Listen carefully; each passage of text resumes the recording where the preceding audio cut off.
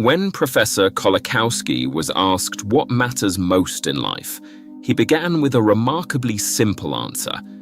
First of all, friends. Not success, not possessions, not influence, recognition, or security. Friends. At first, this may seem almost too obvious. Most of us already believe that friendship is important. And yet, we live in a culture that constantly teaches us to invest more time in achievement than in relationships. We plan our careers, we manage our finances, we improve our homes. But how often do we deliberately care for the friendships that quietly hold our lives together? Today, the word friend is used very easily. We have friends online, friends from work, old school friends, people we follow, message, and occasionally meet. Some platforms even turn friendship into a button. One person sends a request, the other accepts, and suddenly, according to the screen, they are friends. But real friendship cannot be created by agreement alone. It is not a contract, it is not a label, and it does not appear simply because two people enjoy one another's company. We may know hundreds of people during our lives. We may have many colleagues, neighbours, acquaintances, and companions. But genuine friends are usually few. A friend is not made in a day. Friendship grows slowly. It is tested by time, distance, disappointment, silence, change, and difficulty. This is one reason friendship is often misunderstood when we are young. We may want it so badly that we begin to call something friendship before it has had the opportunity to become one. We idealize another person. We expect loyalty that has not yet been formed. We expect understanding that has not yet been earned. And when that relationship fails, we may conclude that friendship itself is unreliable. But perhaps friendship did not fail. Perhaps we simply gave its name too early to something that had not yet grown into it. So, what distinguishes a friend from everyone else? Perhaps the answer is not found primarily in words. It is found in presence. A friend is someone who is there, not necessarily every day, not always physically, not someone who solves every problem or agrees with every decision, but someone whose presence remains real when life becomes difficult. There are people who celebrate with us when everything is going well. There are fewer who remain when we have nothing impressive to offer.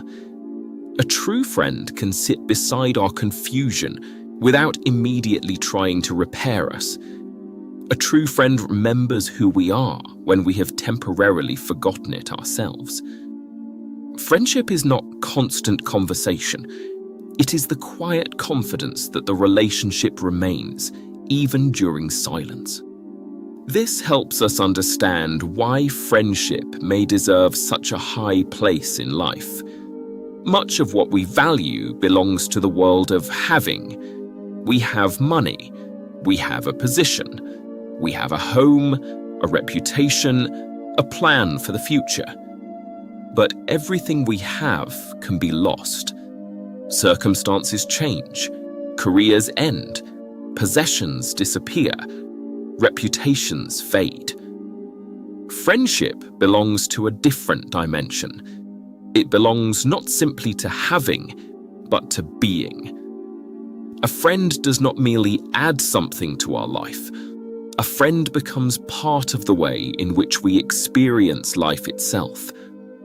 People sometimes survive the loss of almost everything because someone remained beside them. What rebuilt them was not always advice, money, or opportunity. Sometimes it was simply the presence of another human being who refused to leave. Of course, friendship is never perfect. Friends misunderstand one another. They disappoint one another. They may go through long periods without speaking. Distance may separate them, and life may lead them in very different directions. But distance does not necessarily destroy friendship. Some of the strongest friendships survive across countries and years. After months of silence, the conversation begins again without resentment, as though the essential bond had quietly continued beneath the absence. Technology can help preserve such relationships, but technology cannot create their depth on its own.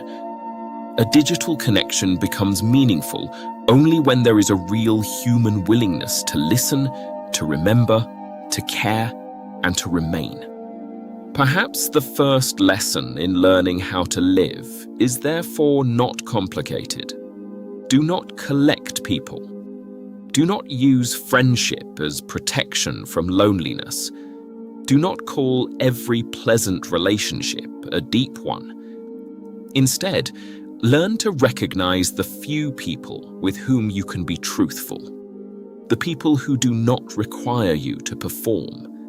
The people who remain present in joy and in difficulty, and then become that kind of person for someone else. We often ask whether we have true friends. Perhaps we should also ask whether we know how to be one. Friendship cannot be demanded. It can only be offered, received, tested, and slowly protected. Before success, before possessions, before recognition. Friends, because a meaningful life is rarely built alone.